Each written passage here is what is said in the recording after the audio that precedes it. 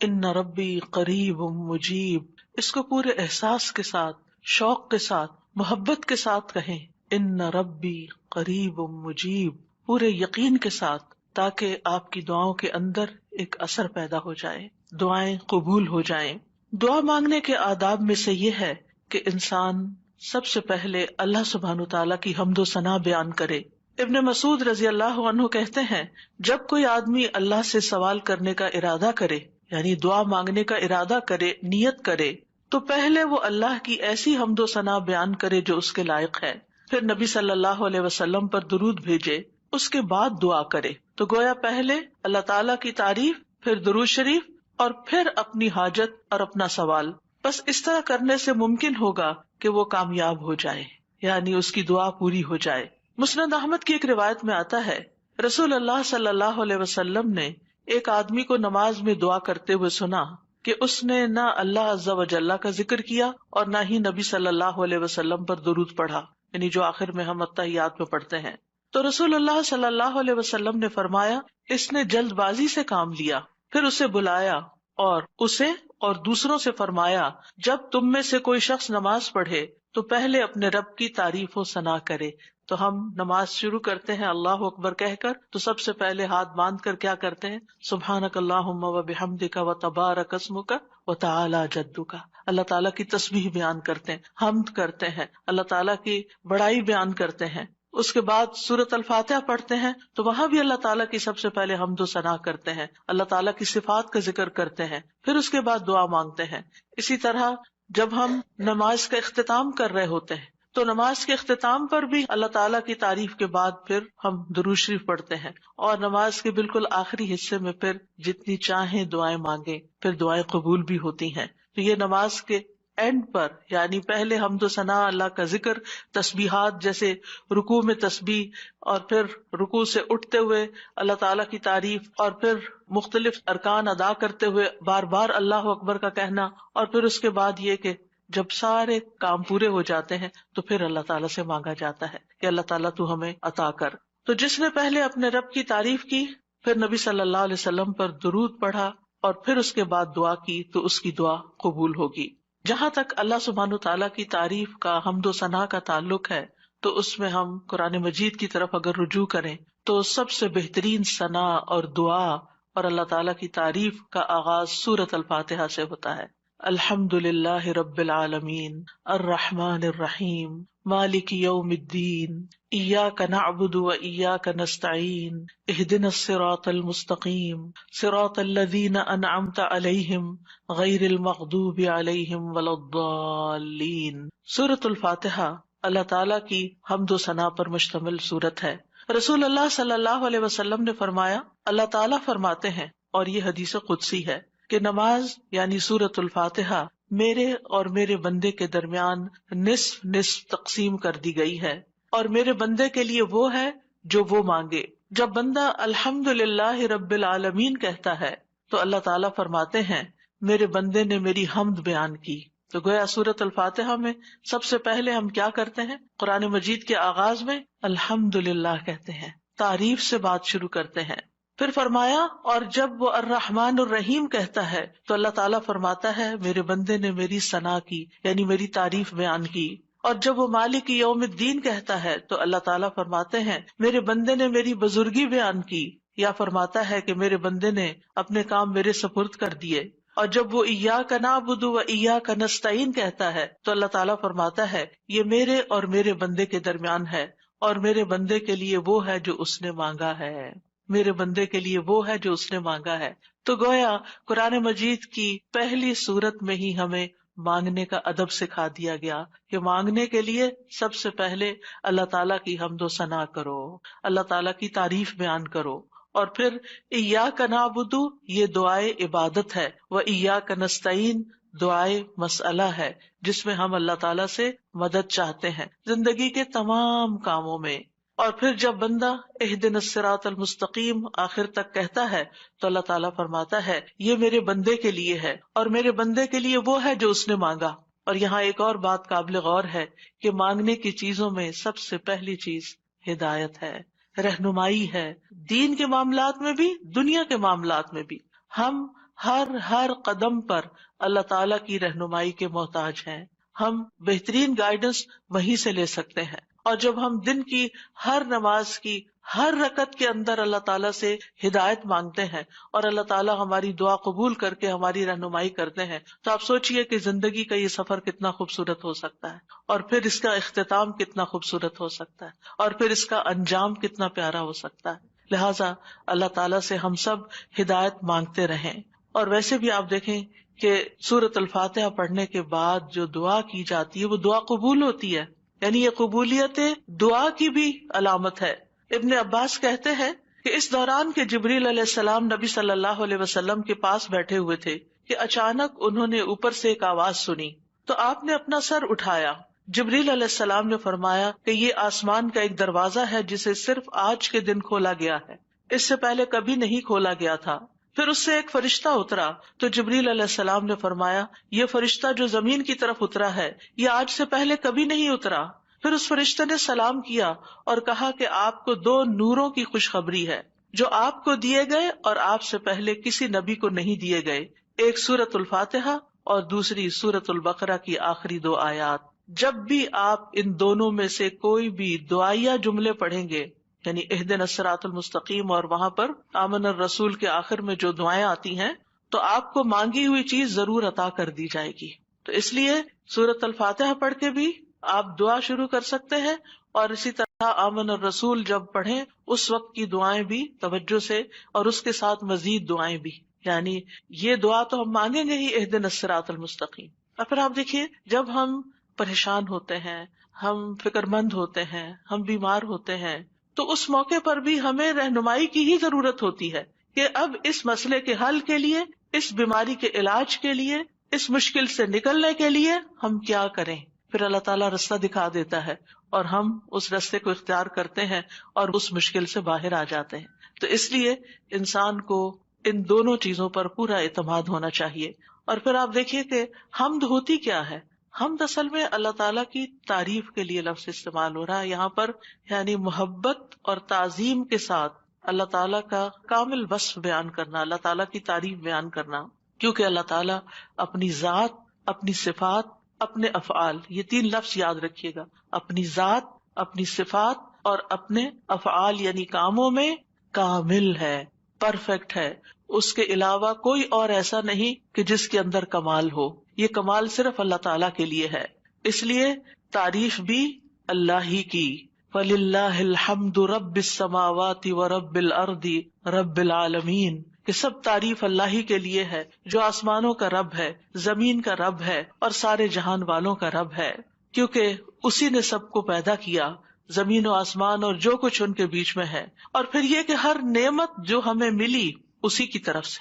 سب چیزوں کو پیدا کرنے والا خالق وہ، ہمارا بھی خالق وہ، اور پھر اس کے بعد ہمارا مالک بھی وہ، ہمارا رازق بھی وہ.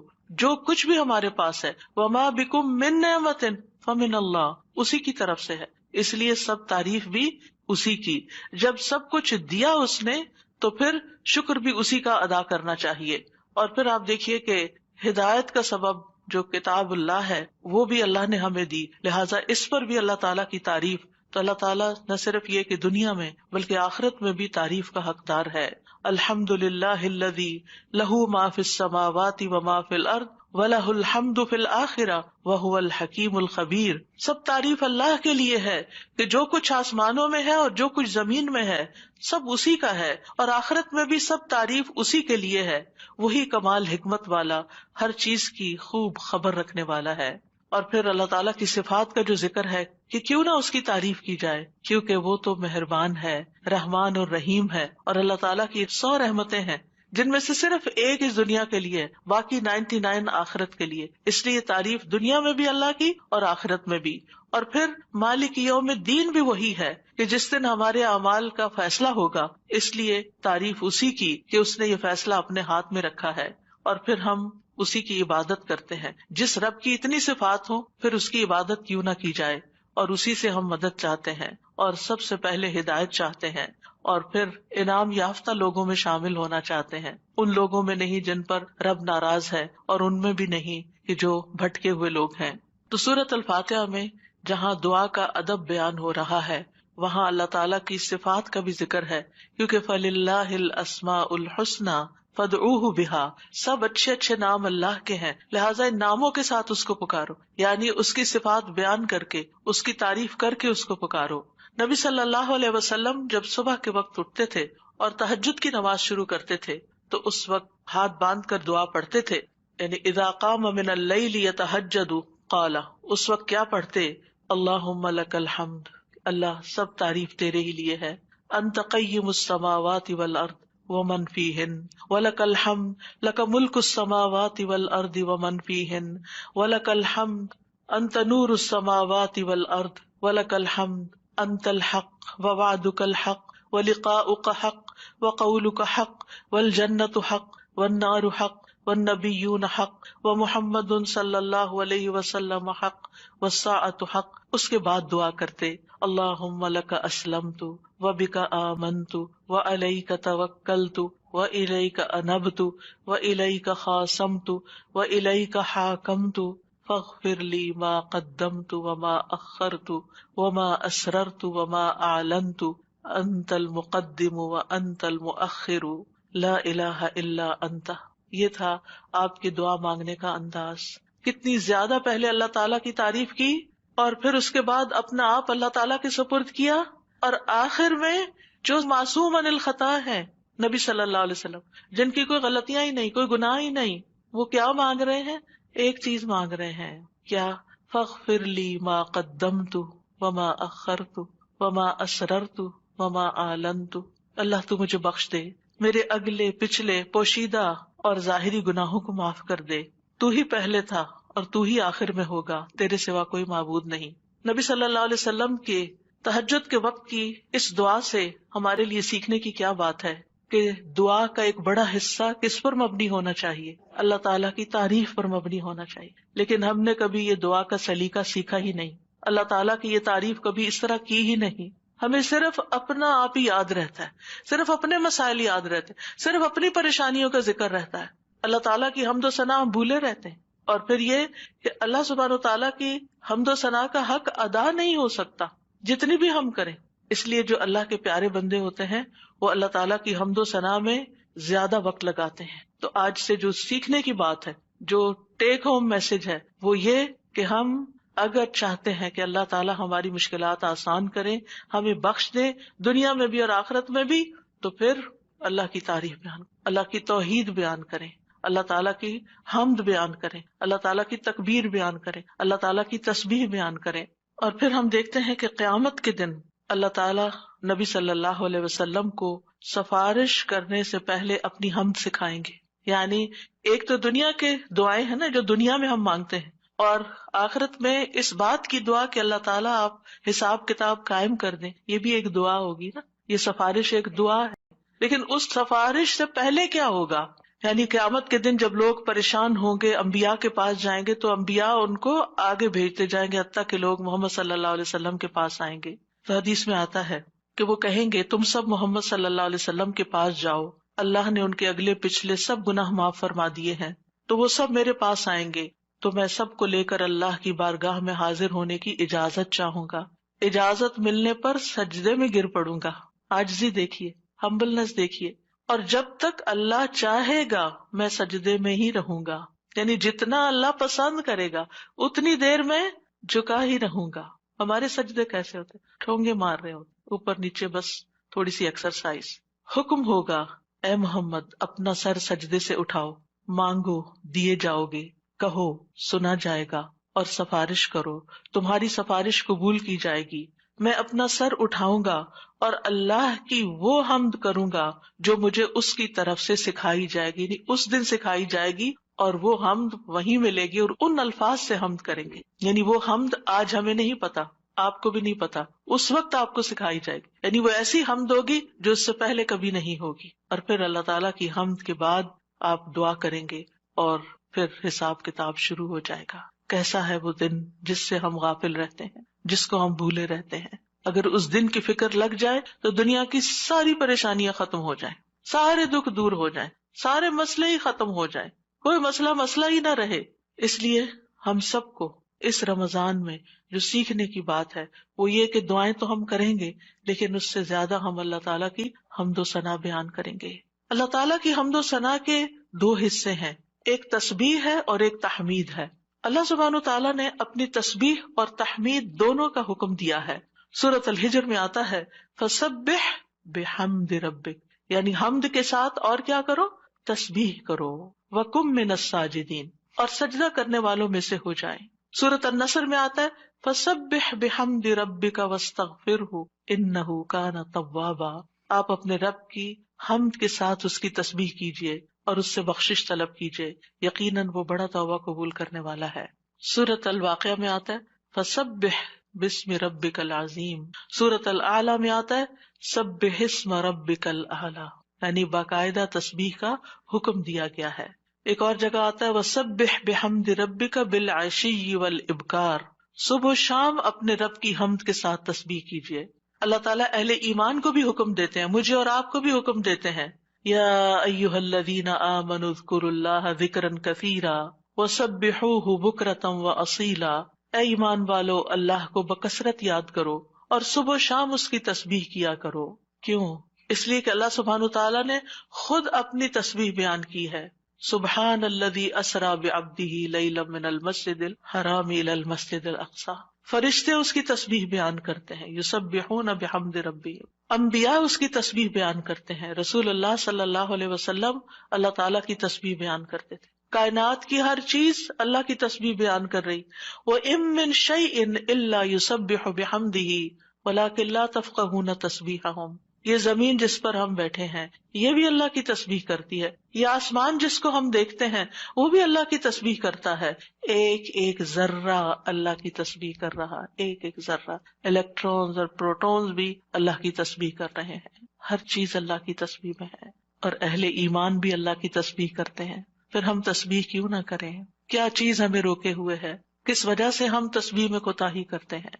ایک اور جگہ پر آتا ہے تسبح لہ السماوات السبع والارض ومن فیہن، ساتوں آسمان اور زمین اس کی تسبیح کرتے ہیں اور جو بھی ان میں ہے، پرندے بھی اللہ کی تسبیح بیان کرتے ہیں، بجلی کی کڑک بھی اللہ کی تسبیح بیان کرتی ہے، داؤد علیہ السلام کے ساتھ پہاڑ اور پرندے بھی تسبیح کیا کرتے تھے، فرشتے بھی تسبیح کرتے ہیں، اور حاملین عرش اللہ سبحانہ تعالیٰ کی ہر وقت تسبیح و تحمید میں لگے رہتے ہیں۔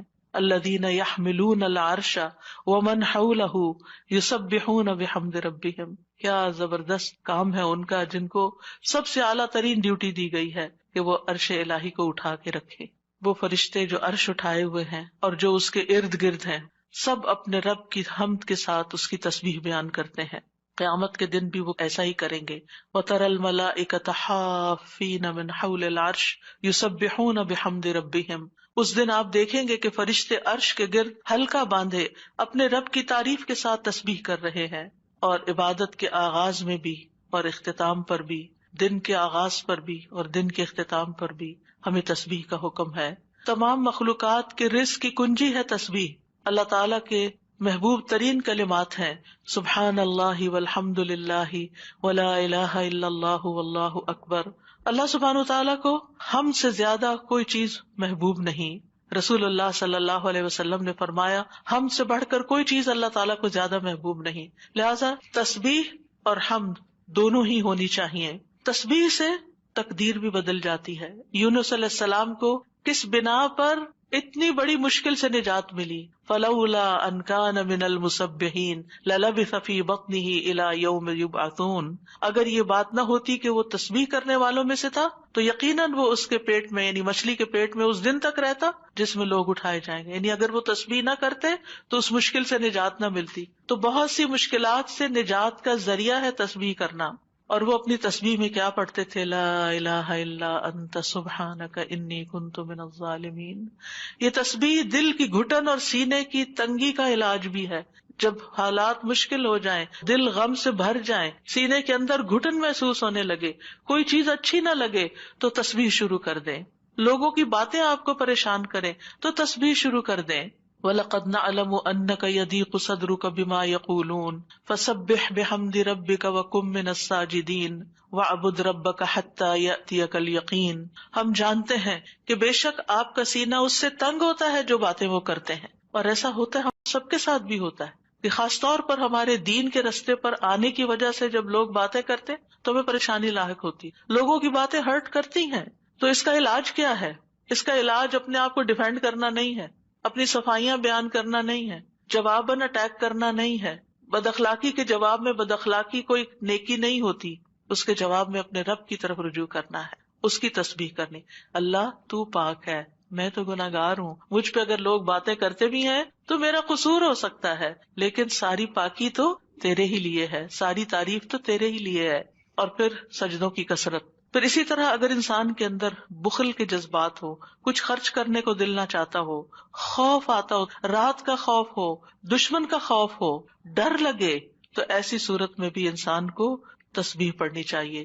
سبحان اللہ والحمد للہ ولا الہ الا اللہ واللہ اکبر. اور ویسے بھی ایک دفعہ سبحان اللہ اور الحمد للہ کہنے سے زمین و آسمان بھر جاتا ہے. اتنا بڑا اجر و ثواب ہے اس کا، یعنی معمولی چیز نہیں ہے. رسول اللہ صلی اللہ علیہ وسلم نے فرمایا، اور سبحان اللہ اور الحمد للہ کہنے سے زمین و آسمان کی درمیانی فضا بھر جاتی ہے. گناہ جتنے بھی ہوں تسبیح اور تحمید کہنے سے معاف ہو جاتے ہیں.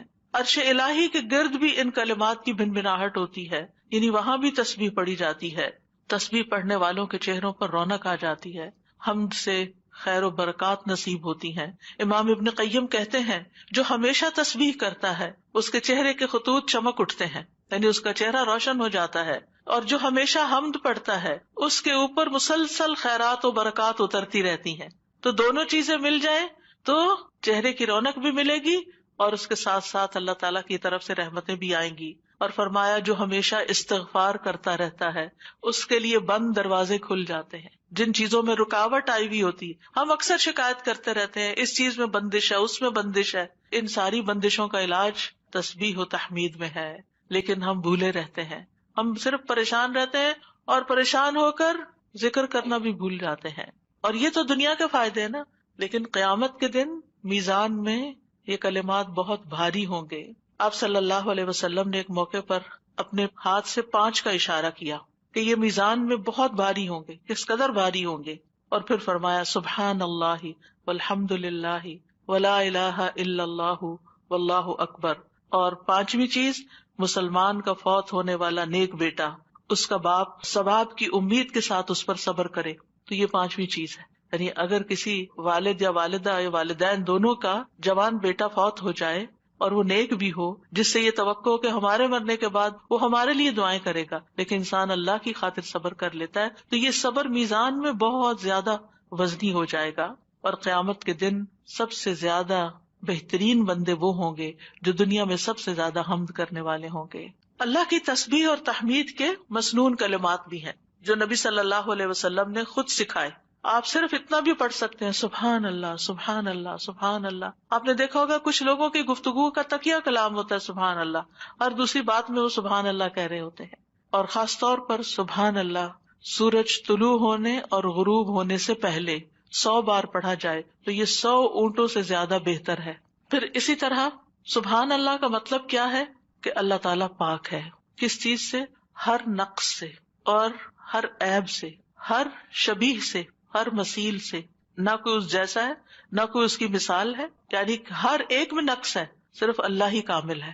تو اس کے کمال کی وجہ سے، یعنی وہ کامل ذات ہے، اس کے اندر کسی قسم کی کوئی کمی نہیں، کوئی عیب نہیں، کوئی خرابی نہیں، کوئی نقص نہیں. تو ہم جب کہتے ہیں سبحان اللہ تو اللہ تعالیٰ کو ہر طرح کے نقص سے پاک قرار دیتے ہیں، اور اس کے کمال میں بھی کوئی نقص نہیں، یعنی اللہ سبحانہ تعالیٰ میں کوئی عیب نہیں. اور پھر یہ کہ وہ کامل ہے اور اس کے کمال میں کوئی کمی نہیں، کچھ بھی کمی نہیں. یہ بھی تسبیح کا معنی ہوتا ہے. اور پھر یہ کہ اللہ سبحانہ تعالیٰ ہر کمی سے، کوتاہی سے، اور ان سارے جھوٹے خیالات اور گمانوں سے جو لوگ اس کے بارے میں رکھتے ہیں، ان سب سے پاک ہے. اور اللہ سبحانہ تعالیٰ کی طرف ہم کوئی شر بھی منسوب نہیں کرتے. اللہ تعالیٰ ہر طرح کے شر سے بھی پاک ہے. تو یہ اللہ تعالیٰ کی بڑائی کا ایک کلمہ ہے. ایک شخص نے حضرت علی رضی اللہ عنہ سے پوچھا کہ سبحان اللہ کیا ہے؟ انہوں نے کہا یہ اللہ کی بڑائی کی تعظیم ہے. سبحان اللہ کلمہ توحید بھی ہے، ایمان کا رکن بھی ہے. ابن قیم کہتے ہیں تسبیح اللہ سبحانہ تعالیٰ کی ثنا اور تعریف ہے. یہ تعظیم، پاکیزگی اور تنزیہ پر مشتمل ہے. فرشتے مسلسل اس کی تسبیح کرتے ہیں، رکتے ہی نہیں. تمام کائنات، حیوانات، جمادات، نباتات، ریت کے ذرات، پانی کے قطرے، ہوائیں، بجلیاں، ہر چیز اس کی تسبیح کر رہی ہے. اور یہ تسبیح دنیا کی زندگی ختم ہونے سے ختم نہیں ہو جائے گی. جب قیامت آئے گی تو ہر چیز ٹوٹ پھوٹ جائے گی نا، یہ کائنات اس طرح نہیں رہے گی جیسے ہے، لیکن تسبیح ختم نہیں ہوگی، وہ پھر بھی جاری رہے گی.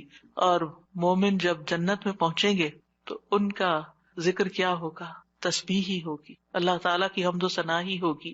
تو نماز بھی اللہ کے لیے ہوتی ہے، دعا بھی اللہ تعالیٰ سے کی جاتی ہے، اسی طرح تسبیح بھی صرف اللہ کی ہوتی ہے. آپ کسی انسان کی تسبیح نہیں کر سکتے.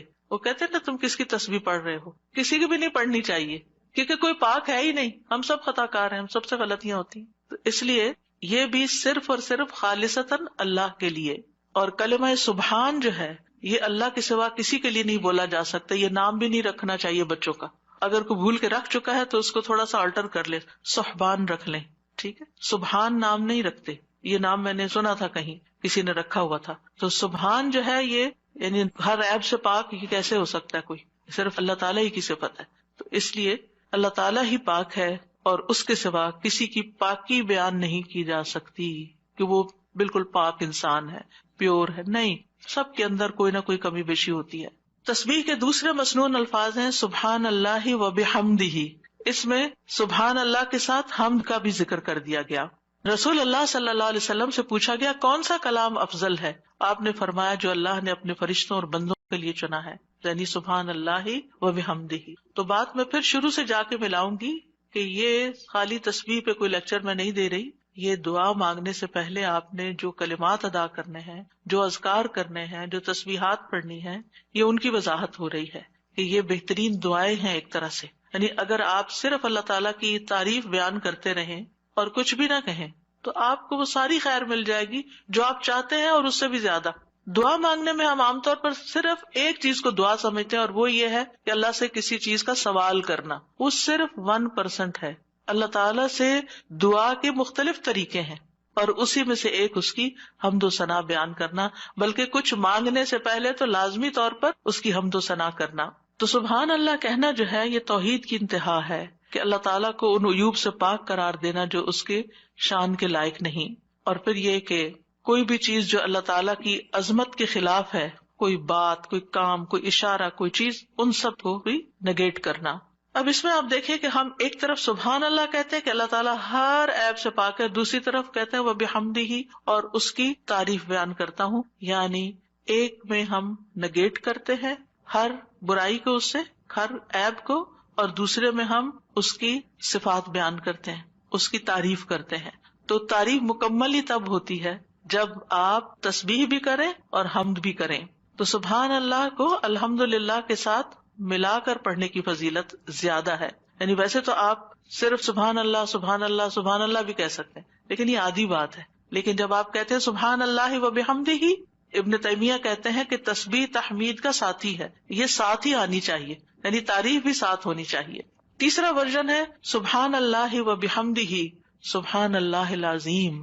پاک ہے اللہ اپنی حمد کے ساتھ، پاک ہے اللہ جو بہت عظمت والا ہے. رسول اللہ صلی اللہ علیہ وسلم نے فرمایا 2 کلمے ایسے ہیں جو زبان پر ہلکے ہیں، میزان میں بہت بھاری ہیں اور رحمان کو بہت محبوب ہیں، اور وہ ہیں سبحان اللہ و بحمدہ سبحان اللہ العظیم. اور اس میں بھی ہم دیکھتے ہیں کہ اللہ تعالیٰ کی پاکی بھی بیان ہو رہی ہے، تعریف بھی ہو رہی ہے، اور اس کی عظمت کا بھی بیان ہے. یہاں ایک اور چیز کا اضافہ ہو گیا، یعنی وہ اتنا عظیم ہے کہ ہماری عقل اس تک پہنچ ہی نہیں سکتی، ہم اس کی عظمت کا احاطہ ہی نہیں کر سکتے. ابن جریر کہتے ہیں العظیم سے مراد وہ ہستی ہے جس کی مخلوق تعظیم بجا لاتی ہے، اس سے ہیبت رکھتی ہے، اس سے ڈرتی ہے. ہم یہ کیوں کہتے ہیں سبحان اللہ العظیم؟ اللہ تعالیٰ کے تو بہت سے نام ہیں، بہت سی صفات ہیں. یہ اصل میں ہم اپنی کم مائگی کا اعتراف کر رہے ہوتے ہیں کہ اللہ آپ اتنے بڑے ہیں کہ ہم تو آپ کی تعریف کا حق ہی ادا نہیں کر سکتے. اور یہ ایک حقیقت ہے، ہم حق ادا نہیں کر سکتے، ہم اللہ تعالیٰ کی عظمت کو پا ہی نہیں سکتے. وہ ہمارے گمان سے کہیں بڑا ہے، یعنی جتنا بڑا آپ اس کو خیال کریں وہ اس سے بھی آگے. وہ اپنی ذات میں بھی عظیم ہے اور اپنی صفات میں بھی عظیم ہے. پھر ایک اور ورژن ہے سبحان اللہ والحمد للہ ولا الہ الا اللہ واللہ اکبر. اللہ پاک ہے، اسی کی تعریف ہے، اس کے علاوہ کوئی معبود نہیں ہے اور اللہ سب سے بڑا ہے. نبی صلی اللہ علیہ وسلم نے فرمایا جب تم سبحان اللہ کہو گے تو اللہ تعالیٰ کہے گا تم نے سچ کہا، جب تم الحمدللہ کہو گے تو اللہ تعالیٰ فرمائے گا تم نے سچ کہا، جب تم لا الہ الا اللہ کہو گے تو اللہ تعالیٰ فرمائے گا تم نے سچ کہا، جب تم اللہ اکبر کہو گے تو اللہ تعالیٰ فرمائے گا تم نے سچ کہا. لیکن ہم نے کبھی آج تک سوچا کہ ہم جو کہہ رہے ہیں اللہ تعالیٰ کیا جواب دے رہے ہیں؟ سبحان اللہ والحمدللہ ولا الہ الا اللہ واللہ اکبر. یعنی ایک طرف ہم اللہ تعالیٰ کو پاک قرار دیتے ہیں، پھر اس کی تعریف بیان کرتے ہیں اس کی تمام صفات کمال و جمال کے ساتھ، پھر اللہ تعالیٰ کی توحید بیان کرتے ہیں لا الہ الا اللہ کہہ کر، اور پھر اللہ اکبر کہہ کر کیا کہتے ہیں کہ اللہ تعالیٰ سب سے بڑا معبود، سب سے بڑا ہے. یعنی سب سے بڑے کا کیا مطلب ہے؟ جن بھی چیزوں سے ہم امپریس ہو جاتے ہیں، جن کی بڑائی اور ہیبت ہمارے دل میں آ جاتی ہے، جن کے بارے میں ہمارا یہ عقیدہ یہ خیال بن جاتا ہے کہ یہ بڑی چیز ہے، اللہ ان سب سے بڑا ہے. یعنی اللہ کے مقابلے میں یا اللہ سے بڑھ کر کسی اور کی بڑائی ہے ہی نہیں، اور ہمارے دل میں بھی نہیں ہونی چاہیے، وہ نکل جانی چاہیے. جب ہم اللہ اکبر کہتے ہیں تو ہمیں واقعی اللہ کو بڑا مانتے ہوئے کہنا چاہیے، صرف زبان سے الفاظ نہیں دہرانے. بعض اوقات ہم کسی کے پاس بہت دولت دیکھتے ہیں یا سنتے ہیں کہ اچھا اتنا، پچھلے دنوں ایسے کسی کے بارے میں گزرتے میں نے دیکھا کہ ان کے پاس فلاں چیز 500 کروڑ کی ہے. ان کا اچھا، اب کتنے ہی لوگ ہوں گے کہ جو دیکھ دیکھ کے واو کر رہے ہوں گے کہ 500 کروڑ، ہوئے ہوئے ہوئے. یہ انسان کی کمزوری ہے. اپنے جیسے انسانوں کے پاس اگر کوئی چیز دیکھتا ہے، اگر آپ کہیں کہ فلاں کے پاس ایک گھر بھرا ہوا سونے کا ہے، تو اچھا، ہم دوسروں کے مال و دولت سے امپریس ہو جاتے ہیں. پھر اسی طرح ہم کسی کے علم، کسی کی ڈگریاں، اس کے پاس 4 PhD ہے، اچھا ہم متاثر ہو جاتے ہیں، فلاں اتنا بڑا، فلاں یونیورسٹی کا پروفیسر ہے، فلاں سائنٹسٹ ہے، فلاں شاعر ہے، فلاں ڈاکٹر ہے. کسی بھی مجلس میں بیٹھ کے آپ لوگوں کی گفتگو کو دیکھیں کہ لوگوں کی بڑائی سے ان کے دل کتنے بھرے ہوئے ہوتے ہیں اور ان کی باتوں کو کتنے غور سے سنتے ہیں. پھر کیا ہم واقعی اللہ تعالیٰ کو بھی ایسی اہمیت دیتے ہیں؟ اور اسی عظمت کے احساس کے ساتھ ہم اللہ تعالیٰ کی تعریف کر رہے ہوتے ہیں یا صرف الفاظ دہرا رہے ہوتے ہیں؟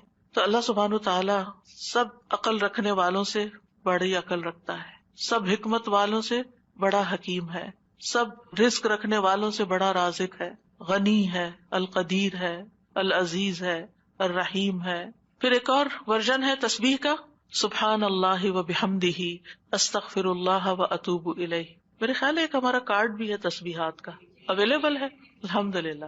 تو آپ یہ کارڈ ضرور لے لیجئے، اور اس کارڈ سے کم از کم یہ سارے ورژنز آپ کو انشاءاللہ مل جائیں گے کہ مختلف الفاظ میں ہم اللہ تعالیٰ کی تسبیح کرتے رہیں جو ہمیں رسول اللہ صلی اللہ علیہ وسلم نے سکھائے ہیں. ہمیں وہ پتہ ہونے چاہیے. اگر ہمیں یاد نہیں، ہمیں سیکوینس نہیں معلوم، سیکوینس تو ہم نے خود ہی بنایا ہے، یعنی ہم پھر مس کر جاتے ہیں نا جب کوئی چیز رینڈملی پڑھ رہے ہوتے ہیں ادھر ادھر سے. لیکن جب ایک چیز آپ کے سامنے ہوگی تو اس کو بھی اس طرح نہیں پڑھنا کہ بس ایک پنجسورہ کی طرح بس آپ اس کو ایک وظیفے کی کتاب بنا لیں. اس کو بھی ٹھہر ٹھہر کے پڑھنا ہے، محسوس کر کر کے پڑھنا ہے کہ اللہ واقعی بڑا ہے. تو 5واں جو ورژن ہے وہ ہے سبحان اللہ و بحمدہ استغفر اللہ و اتوب الیہ. میں اللہ کی پاکیزگی بیان کرتا ہوں، اس کی حمد کے ساتھ میں اللہ سے بخشش کا طلبگار ہوں اور اسی کی طرف رجوع کرتا ہوں. حضرت عائشہ کہتی ہیں کہ رسول اللہ صلی اللہ علیہ وسلم کثرت سے یہ فرمایا کرتے تھے، سبحان اللہ و بحمدہ استغفر اللہ و اتوب الیہ. حضرت عائشہ کہتی ہے میں نے پوچھا، اے اللہ کے رسول، میں آپ کو دیکھتی ہوں آپ بکثرت یہ پڑھتے رہتے ہیں. تو آپ نے فرمایا، میرے رب نے مجھے خبر دی ہے کہ میں جلد ہی اپنی امت میں ایک نشانی دیکھوں گا، اور جب میں اس کو دیکھ لوں تو بکثرت کہوں. یعنی اللہ تعالیٰ کی طرف سے مجھے حکم ملا ہے، وہ نشانی میں دیکھ چکا ہوں. اذا جاء نصر اللہ والفتح وَرَأَيْتَ النَّاسَ يَدْخُلُونَ فِي دِينِ اللَّهِ أَفْوَاجًا فَسَبِّحْ بِحَمْدِ رَبِّكَ وَاسْتَغْفِرْهُ. اب یہاں ایک اور چیز کا اضافہ ہو، تسبیح بھی، حمد بھی، اور پھر استغفار بھی. اور اسی پر وہ آیت بھی ہے، فَاسْتَغْفِرُوهُ ثُمَّ تُوبُوا إِلَيْهِ إِنَّ رَبِّي قَرِيبٌ مُجِيبٌ. تو اللہ تعالیٰ کی حمد و ثنا کے ساتھ ہمیں استغفار بھی کرنا چاہیے، ساری مشکلات انشاءاللہ آسان ہو جائیں گی. 6 تسبیح، سبحان اللہ و بحمدہ عدد خلقہ ورضا نفسہ وزنۃ عرشہ ومداد کلماتہ. پاکیزگی ہے اللہ کی اس کی تعریفوں کے ساتھ، اس قدر جتنی کہ اس کی مخلوق ہے، اتنی کہ وہ اس سے راضی ہو جائے، اور اس کے عرش کے وزن کے برابر، اور اس قدر جتنی کہ اس کے کلمات کی روشنائی ہے. رسول اللہ صلی اللہ علیہ وسلم حضرت جبیریہ کے پاس سے نکلتے ہیں صبح کی نماز ادا کرنے کے لیے. وہ اپنی جائے نماز پر بیٹھی ہوئی تھی، پھر دن چڑھے واپس انہی کے پاس تشریف لاتے ہیں، وہ وہیں بیٹھی ہوئی تھی. آپ نے فرمایا، جس وقت میں تمہارے پاس سے گیا ہوں تم اسی طرح بیٹھی ہو. انہوں نے عرض کیا جی ہاں. نبی صلی اللہ علیہ وسلم نے فرمایا میں نے تمہارے بعد ایسے 4 کلمات 3 بار کہے ہیں کہ اگر تمہارے آج کے کہے ہوئے کلمات کو ان کے ساتھ وزن کیا جائے تو ان کلمات کا وزن زیادہ ہوگا، اور وہ ہیں سبحان اللہ و بحمدہ عدد خلقہ و رضا نفسہ و زنۃ عرشہ و مداد کلماتہ. اللہ سبحانہ و تعالیٰ کی حمد و ثنا، سبحان اللہ و بحمدہ، تسبیح حمد کے ساتھ کتنی دفعہ؟ عدد خلقہ، اس کی مخلوقات کی تعداد کے برابر، یعنی جتنی بھی اللہ کی مخلوقات ہیں آپ جانتے ہیں کتنی؟ گن سکتے ہیں؟ گن ہی نہیں سکتے. اگر ہم صرف اپنی انگلی کا ایک پور لگائیں مٹی کے اوپر اور اس کے ساتھ جتنے ذرات آئے ہم وہ بھی نہیں گن سکتے، ہم وہ بھی نہیں گن سکتے. اور ہر ذرے کے اندر، ہر ایٹم کے اندر پھر الیکٹران پروٹون وغیرہ جو کچھ ہے اس کو گننا چاہیں تو گن ہی نہیں سکتے، ہم نہیں گن سکتے. وما یعلم جنود ربک الا ھو، صرف وہی جانتا ہے تعداد مخلوقات کی. یہ ستارے، یہ سیارے، یہ گیلیکسیز، یہ زمین، یہ آسمان، یہ سمندر، یہ پہاڑ، ہم تو اس پوری کائنات میں صرف ایک ڈاٹ کے اوپر بیٹھے ہوئے ہیں، اور اس زمین کے اندر جو کچھ ہم اس کو بھی نہیں گن سکتے. کہاں یہ کہ باقی کتنی مخلوقات ہیں. تو اس کا یہ مطلب نہیں کہ میں ایک دفعہ سبحان اللہ کہتا ہوں تو اتنی دفعہ ہو جاتا ہے میرا، یہ نہیں ہے اس کا مطلب.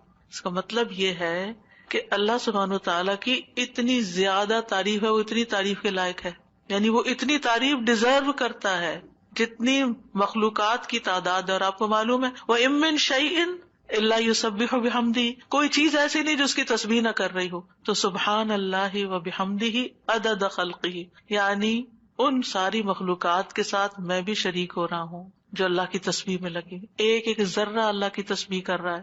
تو اس کے لیے تو نہ کوئی کاؤنٹ ہے نہ نمبر ہے، گن ہی نہیں سکتے. ہم 100 دانوں کی تسبیح لے کے خوش ہو جاتے ہیں، ہم تسبیح کر رہے ہیں. ایک 100 دفعہ پڑھ لینا، کوئی 100 دفعہ پڑھ لیا، اپنے آپ کو ہی تسلی دے دیتے ہیں.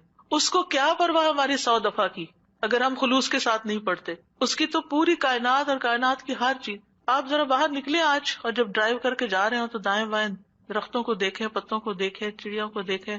آج صبح اتفاق سے پھر سنو پڑنے لگی تو میں ونڈو سے جب دیکھنے لگی تو پہلا خیال مجھے یہ آیا، یا اللہ اچھی خاصی پڑھ رہی تھی، اتنے اس کے فلیکس ہیں، یہ سارے تسبیح کرتے ہوئے گر رہے ہیں، سجدے میں پڑھ رہے ہیں، سجدے میں پڑھ رہے ہیں، حکم مانتے چلے جا رہے ہیں، مانتے. اور جب تک اللہ کا حکم ہوگا برسیں گے، اور پھر جب ختم ہو جائے گا بس ختم ہو جائیں گے. اور تھوڑی دیر کے بعد ان کا وجود بھی ختم ہو گیا.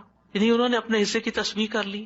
جتنی دیر میں پیدا ہوئے تھے، جتنی دیر میں ختم ہوئے، اپنی تسبیح کرتے کرتے گئے، آغاز سے انتہا تک. بارش کے قطرے، ہوائیں، اڑتے پتے، یعنی کوئی انتہا ہی نہیں. یہ تو بہت معمولی مثال ہے، اگر انسان غور کرنا شروع کرے تو کوئی اس کی انتہا نہیں. عدد خلقہ، دل بھر کے کہا کریں عدد خلقہ، اور اپنے امیجنیشن کو بڑھائیں. پھر آپ دیکھیں گے کہ آپ کے اندر اللہ کی محبت کیسی آئے گی. تو جس کی تسبیح، جس کی تعریف اتنی کائنات کر رہی، اگر میں نے کوتاہی کی تو سراسر میرا ہی نقصان ہے، اس کا کچھ نہیں بگڑے گا. اس کو پرواہ ہی نہیں ہے میں کرتی ہوں یا نہیں، اس کو نہیں پرواہ. ہاں اگر میں دل سے کرتی ہوں اور محبت سے کرتی ہوں تو وہ بڑا ہی قدردان ہے. اور اس میں آپ دیکھیں کہ مخلوقات کی صرف ایک قسم مراد نہیں ہے، جن، انسان، فرشتے، چھوٹے بڑے، جانور، حیوان، پرند چرند، سب کے سب. پھر اس کے بعد ورضا نفسی ہی، اور اس کے نفس کی رضا کے مطابق، یعنی جس سے وہ راضی ہو جائے، جتنی اس کے نفس کی رضا ہے، جتنی اللہ تعالیٰ اپنی ذات کے لیے تسبیح کو پسند کرتا ہے. یعنی میرے پاس تو الفاظ ہی نہیں، کیونکہ اللہ کی رضا کیا ہے؟ وَرِضْوَانُ اللَّهِ اکبر، سب سے بڑی چیز ہے اللہ کی رضا. یا انسانیوں کہ میں اللہ کی تسبیح کر رہی ہوں حتیٰ کہ وہ راضی ہو جائے، اور پھر اس کے بعد بھی تسبیح کر رہی ہوں، اس کے بعد بھی حمد ہے، وہ مجھ سے راضی بھی ہو جائے پھر بھی میں مزید کروں گی. یہ نہیں کہ میرا ایم یہ ہے کہ بس اللہ کو راضی کرنا ہے اور راضی ہو گیا بس میرا کام ختم. نہیں، اس سے زیادہ، اس سے آگے. وزنت عرشہ، اس کے عرش کے وزن کے برابر. یعنی میں اتنی حمد اور تسبیح بیان کر رہی ہوں جتنا عرش کا وزن ہے. عرش ساری مخلوقات میں سے سب سے بڑی چیز ہے.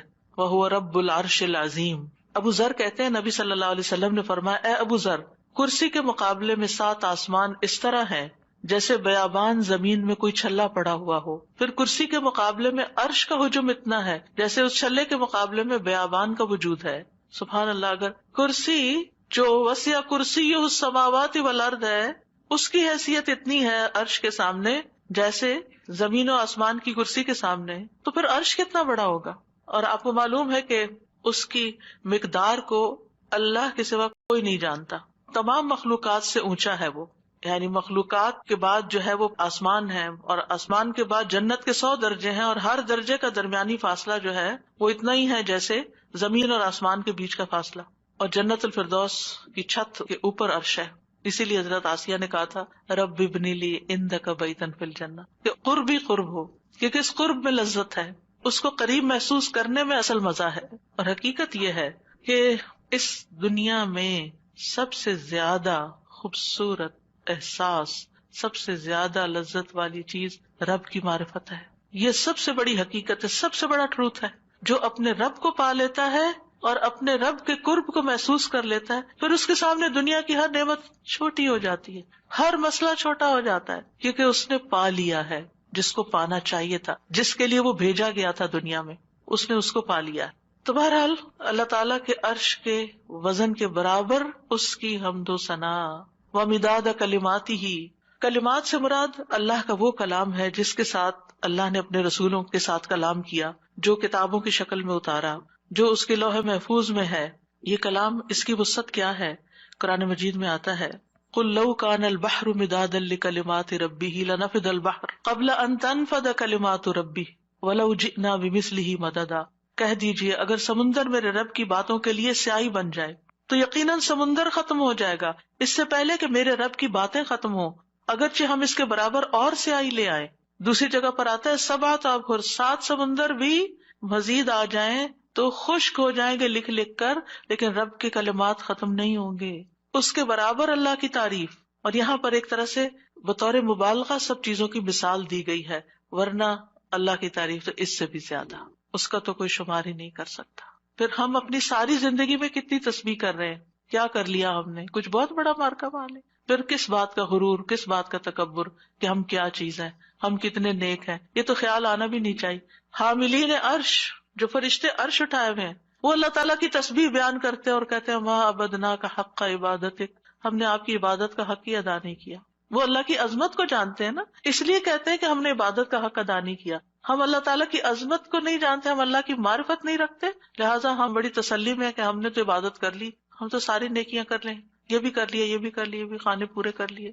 اور 7ویں تسبیح اللہ اکبر کبیرہ والحمد للہ کثیرا وسبحان اللہ بکرۃ واصیلا. بہت ہی خوبصورت کلمات ہیں.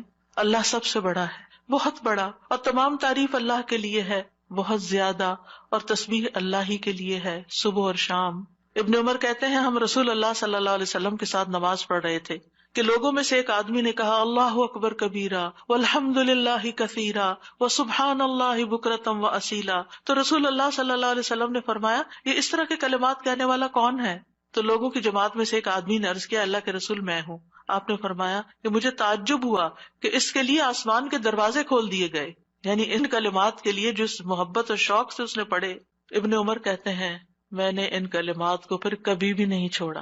افسوس کہ ہمیں زندگی میں بڑی دیر سے پتہ چلا ہے، اور جو ہم نے دعائیں رٹی ہوئی ہیں نا ان کو ہم آٹو پہ لگا کے شروع کر دیتے ہیں اور بھول جاتے ہیں کہ ہم بھی اللہ اکبر کہہ کے سب سے پہلے ہاتھ باندھ کر اللہ کی تکبیر بیان کریں.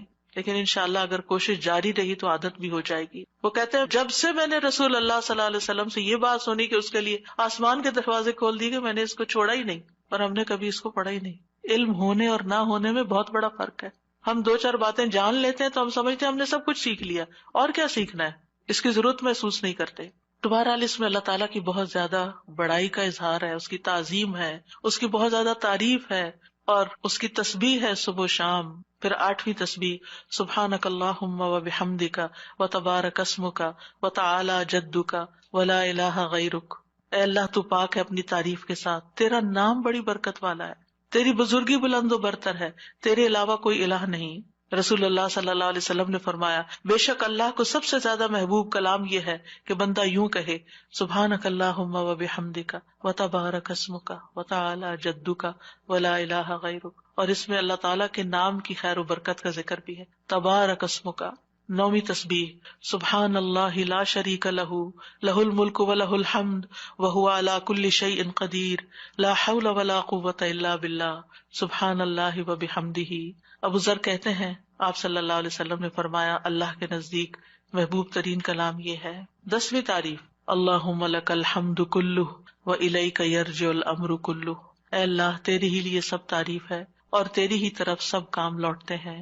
ایک اعرابی نے کہا کہ مجھے کوئی دعا سکھا دے جس سے مجھے فائدہ پہنچے، تو آپ نے اس کو یہ دعا سکھا دی، اللہم لک الحمد کلہ، ساری ہی تعریف تیرے لیے، وإلیک یرجع الامر کلہ، سارے معاملات تیرے ہی حضور پیش ہوتے ہیں. یعنی تعریف کا حقدار بھی تو ہی ہے، اور اس کے بعد یہ کہ ہمارے اعمال ہوں یا کام ہوں یا جو بھی معاملات ہوں سب کے سب تیرے ہی پاس جا رہے ہیں. اور پھر اللہم ربنا لک الحمد ملء السماوات وملء الارض وملء ما شئت من شیء بعد. اے اللہ، اے ہمارے رب، تیرے ہی لیے ہر قسم کی تعریف ہے جس سے کہ آسمان بھر جائیں، زمین بھر جائے، اور ہر وہ چیز بھر جائے جسے تو چاہے کہ وہ بھر جائے. رسول اللہ صلی اللہ علیہ وسلم یہ دعا مانگا کرتے تھے، اور یہ دعا جو ہے اس میں اللہ تعالیٰ کی حمد ہے جس کو کوئی شمار نہیں کر سکتا. اور پھر سبحان اللہ عدد ما خلق، آپ سب بھی پڑھیے میرے پیچھے، سبحان اللہ عدد ما خلق، سبحان اللہ ملء ما خلق، سبحان اللہ عدد ما فی الارض والسماء، سبحان اللہ ملء ما فی السماء والارض، سبحان اللہ ملء ما خلق، سبحان اللہ عدد ما احصا کتابہ، وسبحان اللہ ملء کل شیء. میں اللہ کی پاکیزگی بیان کرتا ہوں ان چیزوں کی گنتی کے برابر جو زمین و آسمان میں ہیں. میں اللہ کی اتنی پاکیزگی بیان کرتا ہوں جس سے وہ چیزیں بھر جائیں جو آسمان و زمین میں. کیا کہا؟ اتنی پاکیزگی بیان کرتا ہوں کہ جس سے ہر وہ چیز بھر جائے جو آسمان اور زمین میں ہے. اتنی بھر بھر کے میں تعریف کر رہا ہوں اللہ کی. میں اللہ کی پاکیزگی بیان کرتا ہوں جس سے اس کی مخلوقات بھر جائیں. میں اللہ کی پاکیزگی بیان کرتا ہوں ان چیزوں کی گنتی کے برابر جن کو اس نے اپنی کتاب میں شمار کیا، یعنی لوح محفوظ میں. اور میں اللہ کی اتنی پاکیزگی بیان کرتا ہوں جس سے ہر چیز بھر جائے. اور یہ خوبصورت ترین دعا ہے اللہ تعالیٰ کی تعریف کی. 12ویں تعریف ہے یا بدیع السماوات یا حی یا قیوم انی اسألک. اے آسمانوں کو پیدا کرنے والے، اے زندہ اور قائم رہنے والے، بے شک میں تجھ سے سوال کرتا ہوں. اب سوال پہ آ رہے ہیں کہ میں تجھی سے مانگتا ہوں. یعنی جس نے ہر چیز کو پیدا کیا، آسمان اور زمین کو نئے سرے سے پیدا کیا، وہ کچھ بھی کر سکتا ہے، اس کے لیے کوئی چیز بھی مشکل نہیں. اور پھر اس میں اللہ تعالیٰ کے اور ناموں کا بھی واسطہ ہے، الحی القیوم کا بھی. 13ویں تعریف اللہم انی اسألک انی اشہد انک انت اللہ لا الہ الا انت الاحد الصمد الذی لم یلد ولم یولد ولم یکن لہ کفوا احد. اے اللہ، بے شک میں تجھ سے سوال کرتا ہوں، بے شک میں گواہی دیتا ہوں کہ یقیناً تو ہی اللہ ہے، تیرے سوا کوئی الہ نہیں، تو ایک ہے، بے نیاز ہے، ایسی ذات ہے جس نے کسی کو جنم نہیں دیا اور نہ ہی تو جنم دیا گیا ہے، اور نہ ہی اس کا کوئی ہمسر ہے، اور نہ ہی وہ جنم دیا گیا اور نہ ہی اس کا کوئی ہمسر ہے.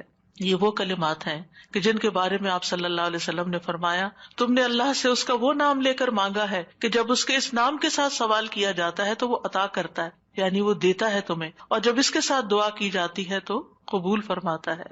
اور پھر 14ویں تعریف اللہم انی اسألک بأن لک الحمد لا الہ الا انت وحدک لا شریک لک المنان بدیع السماوات والارض ذی الجلال والاکرام. اے اللہ، میں تجھ سے مانگتا ہوں، یعنی پہلے تعریف کر لی ساری، پھر آخر میں سوال کر لیا، اللہ تجھ سے مانگتا ہوں اس وسیلے سے کہ ساری ہم تیرے لیے ہے، تیرے سوا کوئی اور معبود نہیں، تو اکیلا ہے، تیرا کوئی شریک نہیں. اے بہت زیادہ احسان کرنے والے اور آسمانوں اور زمین کو پیدا کرنے والے، جلال اور اکرام والے. نبی صلی اللہ علیہ وسلم نے ایک بار ایک آدمی کو اس طرح دعا کرتے ہوئے دیکھا تو آپ نے فرمایا، یقیناً تو نے اللہ سے اس کے اسم اعظم کے ذریعے دعا مانگی ہے، جب اس کے ذریعے دعا مانگی جائے تو اللہ اسے ضرور قبول کرتا ہے، اور جب اس کے ذریعے سوال کیا جائے تو ضرور عطا کرتا ہے. تو دعا کرنے سے پہلے حمد و ثنا کرنی چاہیے. پہلی دفعہ احساس ہوا استاذہ کہ ایسے ہی ہم دل میں اللہ تعالیٰ سے باتیں کرتے ہیں نا، تو ایسے ہی بس بے دھڑک ایک دعا کرنا شروع کی اور ایک دم I just stopped in my tracks. میں نے کہا سبحان اللہ، مجھے تسبیح سے ادب جیسے ایک لفظ یاد رہ گیا کہ ادب بھی نہیں ہے کہ کس طرح سے مانگنا ہے. ٹھیک ہے الحمدللہ ایک ہماری ایک ہوتی ہے انفارمل کانورسیشن اللہ تعالیٰ سے، لیکن ادب اور پھر اس کے ساتھ جو ایک عاجزی اور ایک جو فارمل ایک پورا، اور اسپیشلی نماز کے اندر یہ چیز بہت زیادہ محسوس ہوئی کہ کیا پڑھ رہے ہیں اور کیسے پڑھ رہے ہیں، اس چیز کا کتنا خیال کرنے کی ضرورت ہے. تو بہت الحمدللہ فائدہ مند ہے. الحمدللہ.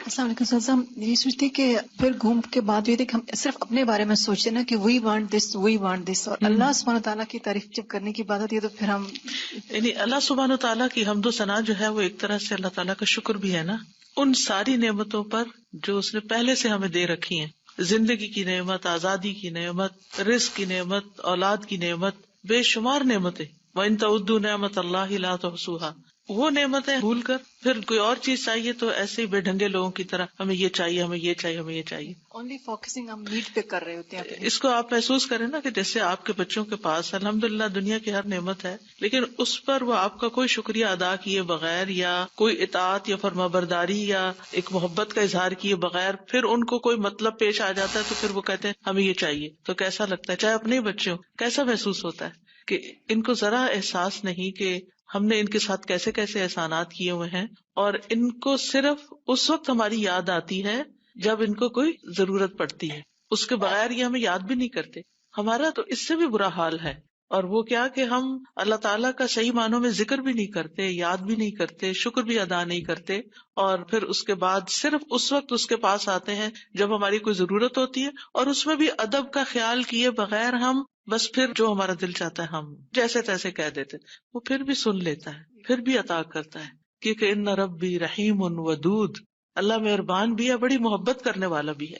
جہاں وہ قریب اور مجیب ہے، وہ رحیم اور ودود بھی ہے. سادہ جی، جب ہم اللہ تعالیٰ کی حمد و ثنا کرتے ہیں تو وی فیل سو کلوز ٹو اللہ سبحانہ Yes. تعالیٰ. ایسے فیلنگ نہیں آتی جب تک اللہ تعالیٰ کو سمجھے نہ، ان کی تعریف نہ کریں اللہ تعالیٰ کی. بالکل. استاذہ جی مجھے تو بس یہی ہو رہا تھا سن کے، وما قدر اللہ کا قدری. کتنی دفعہ ہم نے مسبحات بھی پڑھی اور تدبر کے ساتھ بھی پڑھی، لیکن مجھے لگ رہا تھا کہ ہمیں ہر وقت ریمائنڈرز کی ضرورت ہے، جیسے ہم بھول جاتے ہیں بار بار بار بار، اور اتنے اندر تک جیسے ایک جھنجھوڑ سی نہیں ہو گئی کہ اللہ کی تسبیح تو ہر مخلوق اس کی کر رہی ہے اور کتنی کنٹینیوس کر رہی ہے. ہم پھر بھول جاتے ہیں، پھر تھوڑا سا کرتے ہیں، پھر کہتے ہیں ہمارا اب یہ بس یہ ٹائم ہے تسبیح کا، حالانکہ بس تسبیح ہمارا تو یہ ساری ٹارگیٹ ہے، بس اتنی کر لی اور پھر ہم نے فارغ. ٹائم مقرر کر لیا. ہم تو گن گن کے دیتے ہیں. اللہ سبحانہ تعالیٰ ہمیں ان گنت نعمتوں سے نوازتا ہے. کچھ وہ ہیں جن کو ہم جانتے ہیں، اور زیادہ تر تو وہ ہیں جن کو ہم جانتے بھی نہیں ہیں، تو ان کو ایکنالج بھی نہیں کرتے. جی استاذہ، پہلی دفعہ مجھے حمد اور تسبیح کا مطلب جو فرق تھا نا وہ سمجھ میں آیا. آج تک کبھی غور ہی نہیں کیا تھا کہ تسبیح پڑھتے ہوئے بس تسبیح تسبیح کر رہے ہوتے تھے، لیکن تسبیح کا مطلب کہ اللہ کو ہر عیب سے پاک کرنا اور حمد پھر اس کی تعریف کرنا، مطلب یہ بات مجھے واقعی پہلی دفعہ سمجھ آئی. اور اب الحمدللہ تسبیح کرتے ہوئے اور حمد کرتے ہوئے پتہ چلتا ہے، فرق محسوس ہوتا ہے کہ یہ کیا مانگ رہے ہیں ہم. الحمدللہ. وہ ایک ہوتا ہے نا تزکیہ، اور پھر ہوتا ہے تحلیہ. تزکیہ ہوتا ہے کسی چیز کو پاک صاف کرنا، اور تحلیہ ہوتا ہے اس کو بیوٹیفائی کرنا. تو اللہ سبحانہ تعالیٰ کو ہم ہر عیب سے پاک قرار دیتے ہیں. ہم اس بات کا اظہار کرتے ہیں کہ اس کے اندر کوئی عیب، کوئی کمی، کوئی نقص، کسی قسم کے اس کے کمال میں بھی کوئی کمی نہیں. ایک تو ویسے کوئی عیب نہیں، اور ایک ہی اتنا پرفیکٹ ہے کہ اس پرفیکشن میں کوئی کمی نہیں ہے، یعنی کہیں سے بھی کم نہیں ہے. اور پھر اس کے بعد ہم یعنی پھر تعریف بیان کرتے ہیں، پھر تحلیہ. سبحانک اللہم و بحمدک، اشہد ان لا الہ الا انت، استغفرک و اتوب الیک. یہ بھی ایک تسبیح ہے. السلام علیکم و رحمۃ اللہ وبرکاتہ.